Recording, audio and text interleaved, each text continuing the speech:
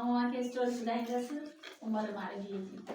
मारवी हुआ जेके हज़रत शाह अब्दुल लतीफ़ शाइर पंहिंजे सुर में पंहिंजे बैतनि में ॻायो आहे। ऐं सभिनीनि मारवीअ जो सबक़ बि पढ़ियो आहे न, ऐं मारवीअ जा बैत बि ॿुधाइनि न तव्हां, त उन ई मारवीअ जी स्टोरी ॿुधाईंदसि। त मारवी घर में हिकिड़े पालणे नालो हिकिड़ो माण्हू हुयो, उनजे घर में पैदा थी हुई ऐं पालणे पंहिंजी धीअ जो नालो रखियो मारवी। ऐं मारवी एतिरी त हसीन हुई, एतिरी त ख़ूबसूरत हुई जो हुनजे ख़ूबसूरती जी जेका हाक उहा हंधे मागे वञी पई थी। ऐं मारवी जॾहिं ॼमी हुई त उनजो जेको बापा हुयो उन मारवीअ जो संग पंहिंजे सौट खेत नाले माण्हू सां करे छॾियो हो। जॾहिं मारवी वॾी थी त उन्हनि जे ॻोठ में हिकिड़ो माण्हू हुयो जंहिंजो नालो हुयो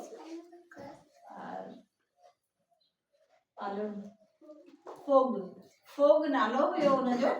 ऐं फोग जेको उन मारवीअ खे चयो त मारवी तूं मूंसां शादी कर, ऐं मारवी हुनखे जवाबु ॾेई छॾियो। हुन कावड़ में अची करे उमर बादशाह ॾांहुं हलियो वियो। उमर बादशाह खे ॿुधाईं त मुंहिंजे घर में हिकिड़ी छोकिरी आहे जंहिंजो मारवी नालो आहे, जेका तमामु घणी हसीन ऐं ख़ूबसूरत आहे।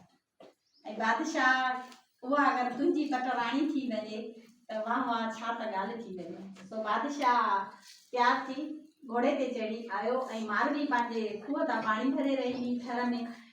बादशाह आयो, उन्हनि खे चयईं त मूंखे पाणी पीआरियो। जेके मारवीअ जूं सहेलियूं हुयूं उहो डिॼी हलियूं वयूं ऐं मारवी चयो त छो थियूं डिॼो, हीअ अथव हिकिड़ो मुसाफ़िर आहे, पाण हुनखे पाणी था पीआरियूं। त मारवी जेतिरी हुई हसीन ऐं सुहिणी ओतिरी दिलि जी बि ख़ूबसूरत हुई। ऐं मारवीअ खे छा ख़बर हुई त हीउ बादशाह मूंखे खणी थो वञे। सो बादशाह मारवी जीअं ई हुनखे पाणी पीआरण लाइ दिलो लेटायो त बादशाह हिनखे खंभे पंहिंजे उठ ते रखी हिनखे खणी पंहिंजे शहर उमरकोट जे तरफ़ निकिरी वियो।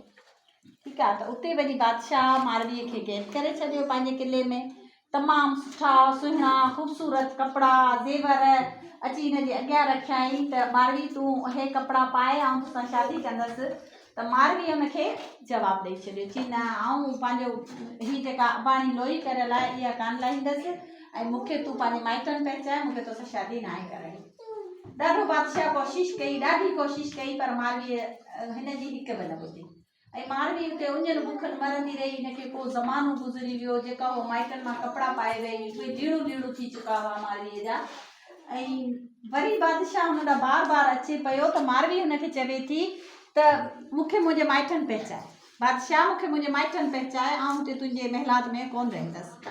ऐं पाण 5 क्लास में इहो हिकिड़ो बैत पढ़ियो आहे मारवीअ जो, त मारवी चवे थी त वाझा